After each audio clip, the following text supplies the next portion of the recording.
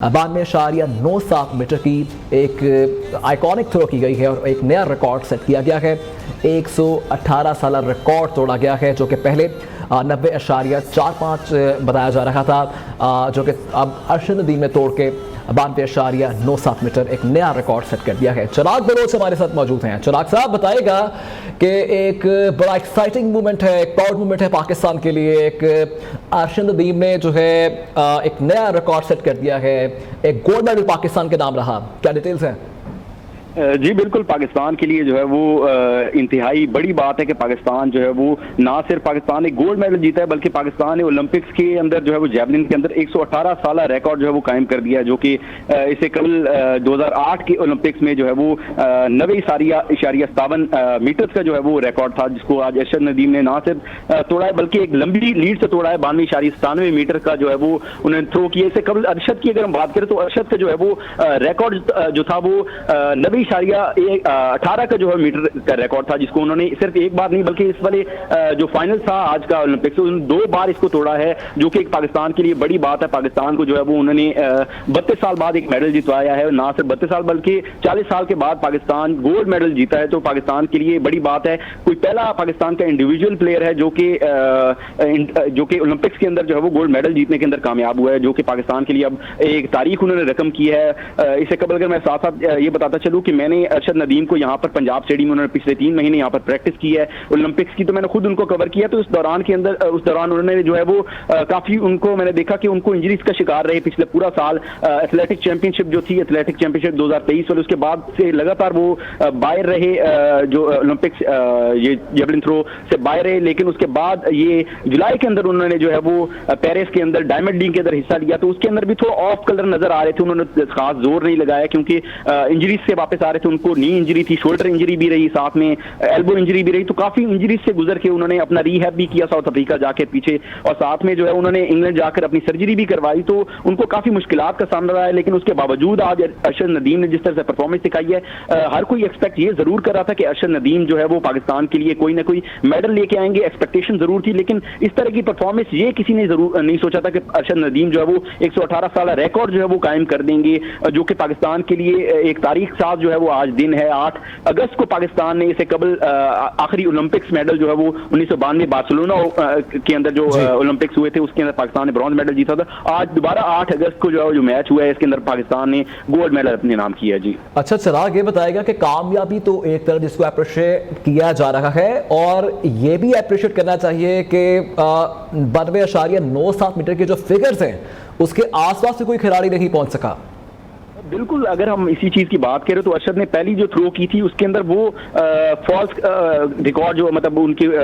Throw नहीं कर पाए, लाइन से आगे चले गए थे। लेकिन उसके बाद जो उन्होंने अगली थ्रो की उसके बाद लगातार उन्हें अपनी लीड में रहे हैं, किसी को आसपास नहीं आने दे। लगातार हम जो खास करके भारतीय नीरज चोपड़ा उनके हरीफ खिलाड़ी थे, उनको एक्सपेक्ट किया जा रहा था वो गोल्ड जीतेंगे, वो भी लगातार जो है वो प्रेशर में दिखाई दे रहे थे, फाउल करते नजर आए वो, एटलीस्ट 2 फाउल तो हमने देखे हैं जो हुए हैं। बिल्कुल, वो उनके 4 जो ऐसी थ्रो थी जो कि उनकी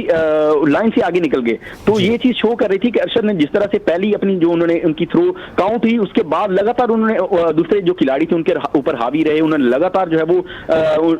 खिलाड़ियों जो दीगर खिलाड़ी थे उनको नजदीक नहीं आने दिया, और एक ऐसा रिकॉर्ड कायम किया है मेरे ख्याल से अब शायद अरशद के लिए भी तोड़ना उसको शायद मुश्किल से हो जाएगा। लगातार क्राउड 118 साल रिकॉर्ड, इट्स एन ऑन एक फिगर है जो कि एक इसको अप्रिशिएट किया जा सकता है कि 118 साल रिकॉर्ड है जो कि तोड़ा गया है अरशद नदीम की जानिब से। जी बिल्कुल, अगर हम बात करें जिस तरह अरशद नदीम ने 118 साल रिकॉर्ड जब ये तोड़ा, जब उन्होंने थ्रो की, तो हम उनके ऑफिशियल एक्सप्रेशन से भी देख सकते थे कि शायद अरशद नदीम भी ये एक्सपेक्ट नहीं कर रहे थे कि ये ऑलमोस्ट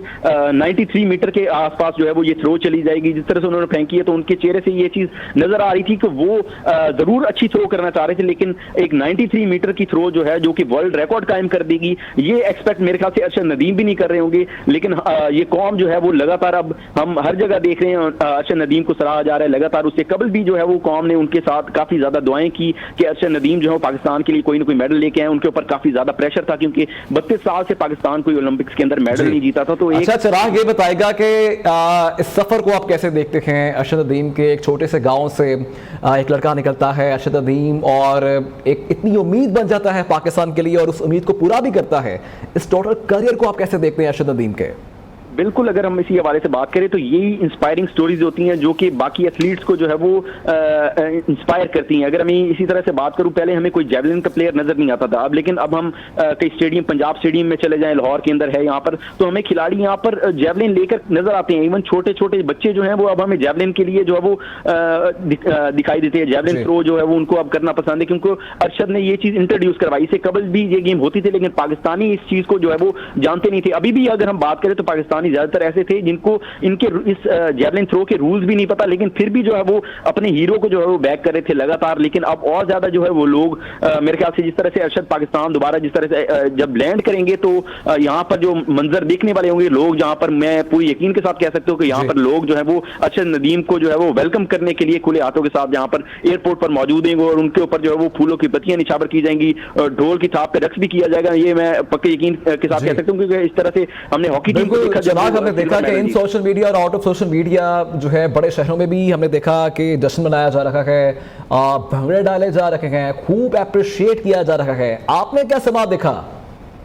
बिल्कुल, हम भी यहाँ पर बाहर मौजूद थे, यहाँ पर लाहौर के अंदर भी, यहाँ पे हर जगह जो है हमें लोग जो है वो यही चीज डिस्कस करते नजर आ रहे हैं कि अरशद नदीम ने जो है वो वर्ल्ड रिकॉर्ड कायम कर दिया है। अरशद नदीम ने गोल्ड मेडल जीत दिया है, जो कि एक बड़ी अच्छी चीज है। यहाँ पर हमें पाकिस्तान के क्रिकेट के अलावा जो है वो सड़कों के ऊपर इस तरह चीजें डिस्कस होती बहुत कम नजर आती हैं। तो ये इस तरह की डिस्कशन होना पाकिस्तान की गलियों के अंदर, पाकिस्तान की सड़कों के ऊपर, तो ये पाकिस्तान के खेलों के लिए एक बहुत बड़ी जो है वो एक चीज है, जो कि ओलंपिक्स के अंदर मेडल जीतना। और उसके बाद जिस तरह से अब मुझे लगता है कि दीगर स्पोर्ट्स के अंदर भी पाकिस्तान को रिवाइवल मिलेगा और अगले साल पाकिस्तान की, इस साल जो पार्टिसिपेशन सिर्फ 7 की थी, इस साल जो हो, अगले साल जो ओलंपिक्स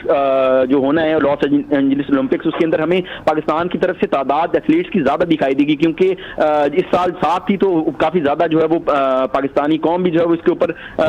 गमगीन नजर आई कि सिर्फ 7 पाकिस्तान के रिप्रेजेंटेटिव 24 करोड़ अवाम में से गए हैं। तो लेकिन इस दफा जिस तरह से गोल्ड जीता तो अब हर कोई चाहेगा कि हम पाकिस्तान का नाम बुलंद करें, पाकिस्तान के लिए गोल्ड मेडल या कोई मेडल लेके आए, जिससे ये है कि पाकिस्तान का झंडा जो है वो पूरी दुनिया के अंदर जो है वो लाया है। तो एक जो बड़ा कारनामा सरंजाम अरशद ने दिया है, ना सिर्फ उन्होंने गोल्ड मेडल पाकिस्तान के लिए जीता है, बल्कि बहुत सारे ऐसे एथलीट होंगे जिनको उन्होंने जो है वो इंस्पायर किया है कि आइंदा वो भी बड़े इवेंट्स में जाएं और पाकिस्तान के लिए कोई ना कोई मेडल जीत के लेके आए। अच्छा, चिराग ये बताएगा कि अरशद नदीम पाकिस्तान को इनफरादी मुकाबलों में गोल्ड मेडल दिलवाने वाले पहले पाकिस्तानी एथलीट हैं, इस चीज़ को अप्रिशिएट किया जा रहा है, लेकिन ये बताएगा कि ओलंपिक्स में कुछ खास नुमाइंदगी नहीं रही हमारी, सिर्फ 7 जो है हमारे स्पोर्ट्समैन वहाँ पे गए हैं और उन्होंने नुमाइंदगी की है। अगर बाकी मुल्कों की जानिब अगर देखा जाए तो इंडिया से 107 एथलीट गए हैं। आपको लगता है कि इस नुमाइंदगी को बेहतर करना होगा ओलंपिक्स में?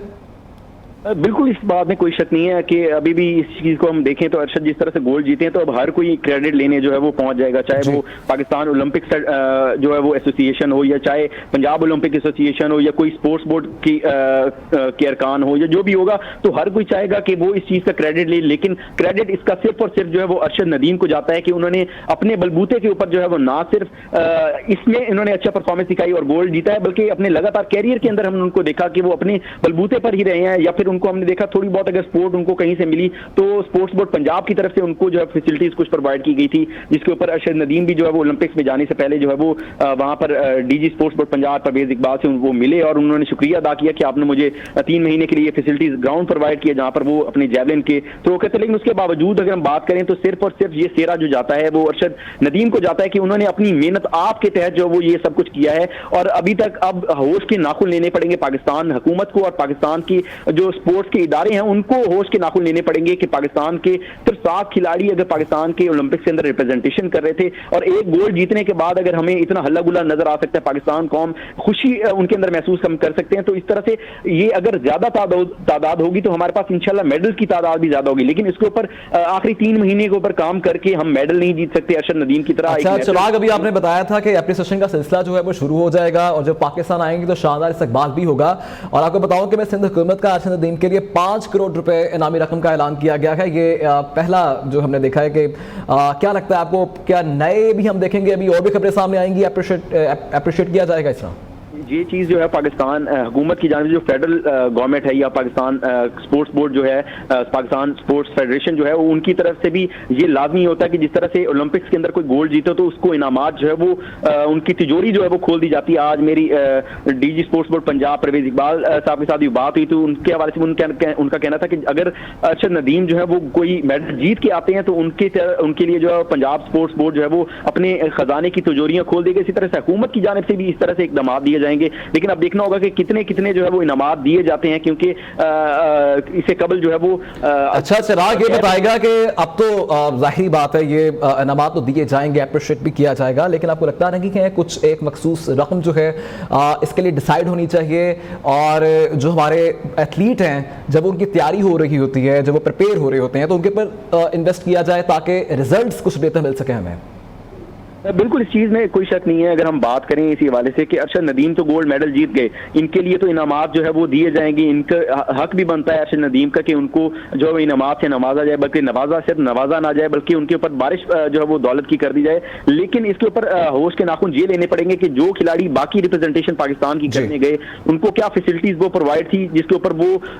उनको खेल के उन्होंने जो है वो इस मकाम तक पहुंचे, उन्होंने ओलंपिक्स को पाकिस्तान के रिप्रेजेंट किया और गोल्ड मेडल नहीं जीत पाए। क्या गोल्ड मेडल ना जीतने की वजह